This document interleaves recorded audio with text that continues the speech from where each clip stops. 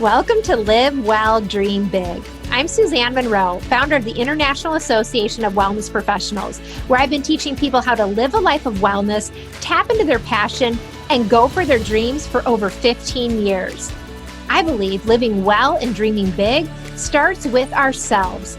This podcast will show you how to create a healthy, holistic life, empower your mindset, follow your dreams, and make a big impact. Let's dive in right now.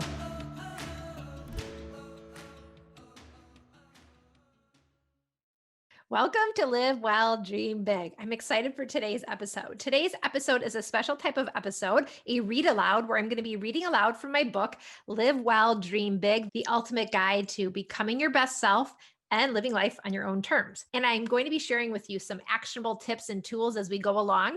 And really, I want to help you to avoid one of the biggest problems that I see people experiencing today: burnout.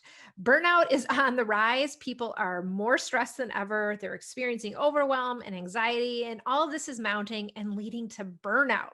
Now, if you've heard my personal story before, then you know I'm speaking from personal experience here.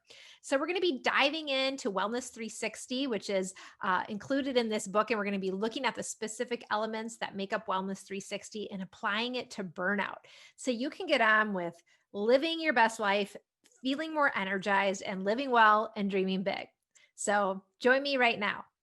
Hey everybody, Suzanne Monroe here. I'm excited to be with you today doing a read aloud from the book, Live Well, Dream Big, the ultimate guide to becoming your best self and living life on your own terms.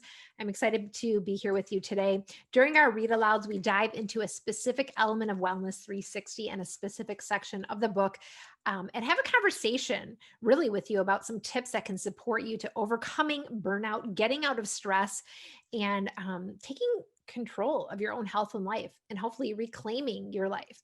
So today we're focusing on the Wellness 360 element of water.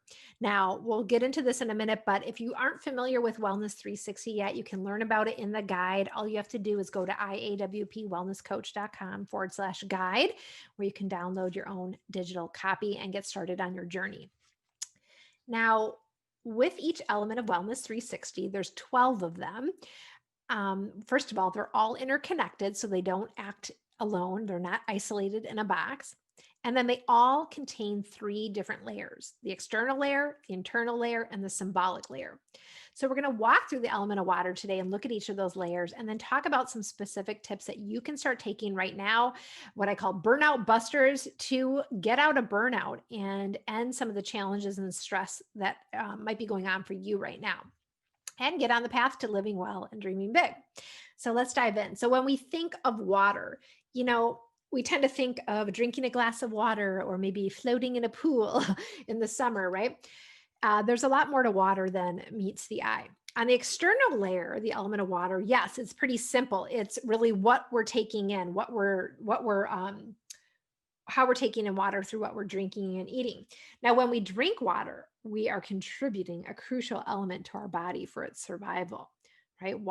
We can't live without water. We want to continually replenish the water in our bodies so it can support our organs, joints, and cells. And we really depend on water to live, even way down to the cellular level. And on that note, I'm going to take a drink of my own water right now. It's really helpful to consider the quality of the water we're drinking. We can also consider other beverages that we might be taking in as it relates to water that might actually be negatively impacting the element of water, things that could be dehydrating us, like too much caffeine, for example. These substances tend to compete with water and cause varying levels of damage and even exhaustion for our bodies. So you can see as we talk about this, every element can exhaust the body in some way, which is really the precursor to burnout. Okay, so that's why we're thinking about this. On the internal layer, water also represents our emotions. And I love this when I think about the element of water, because our emotions, our tears that might come through from an emotion, also tend to flow just like water, right? So it's really that internal layer of the element of water. Our emotions can include this literal water in the form of tears, right? But it could be other emotions, but it's really important to take a careful look at our emotional health. Sometimes people leave that out of the whole wellness equation, but yet it impacts every area of our well-being. And it's important to be able to work on our emotional health so that we can really take care of ourselves. Emotional health creates important levels of well-being, and it's not always easy to address our emotions, but it's something you'll be glad to add to your wellness practice after you start seeing the benefits. On the symbolic layer, water represents flow, right? Water flows, but on the symbolic layer, flow is quite simply the art of letting go, right? Can you let things flow? It's really a mental state in which you can be fully immersed within an activity or in experiencing a feeling. And this full immersion can lead to focus and engagement, as well as reduced stress and even increased mindfulness. So that's a little bit about water. We're just scratching the surface here, but let's talk a little bit about how we can avoid burnout and start balancing this element of water. First of all, you want to keep track of your water intake. Write down when you drink water and how much you're taking in if you don't have that awareness yet, right? Pay attention to when you're thirsty and make note of it, right? Sometimes we ignore our thirst for a long time, or sometimes we get hungry. We think we're hungry when we're actually dehydrated and thirsty. So we want to bring awareness to this first level of water and tune into what our body signals are trying to tell us. Next, we want to pay attention to other beverages that we might be drinking. Again, if you're a big coffee drinker, notice what it does to your thirst as well as your bathroom visits, right? Caffeine tends to trick the body into eliminating water, which then ends up leaving you dehydrated. So pay attention. What other beverages are you taking in during the day that are competing with water, right? And how could you start to, it's not necessarily about going cold turkey, right? Sometimes that works for people and sometimes it doesn't, where you completely eliminate water. But what if you were to swap out a couple of those drinks for glasses of water? And you can make your water fun, right? You can add your own infusions of fresh fruit, right? To get a little bit of a taste to it. There's a lot of things you can do, but try making that switch. Now, finally, as the element of water, I want to go back to this idea of emotions and doing a daily check-in with yourself on your emotions. Maybe it's right when you wake up. How do you feel? Do you feel sad? Do you feel happy? Do you feel calm? Do you feel angry? Do you feel frustrated? Do you feel worried? Right? Sometimes we want to ignore those emotions, but instead we want to actually bring light to them. That's what we're doing here. We want to create a regular routine of checking in with what's going on in our mind and our hearts. Commit to listening to your emotions so that they can feel expressed and not pent up. And you can do this in many ways. It can be through quiet mindfulness, through artistic expression, or by journaling. So give it a try if you're not used to listening to your emotions and see what comes through. And finally, do a wellness 360 check. It's important with every element to kind of back out, take a bird's eye view, and look at how the element relates to all the other elements in the wheel. And with Wellness 360, we're going to say, okay, water doesn't just act on its own. It's connected to every other element. And how does that work? Drinking some more water here.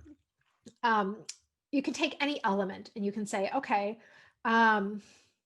let's say that I'm not drinking enough water. How does that impact another element? Well, it might impact the body. It might be how the body feels, right? I might have aches and pains because I'm actually dehydrated.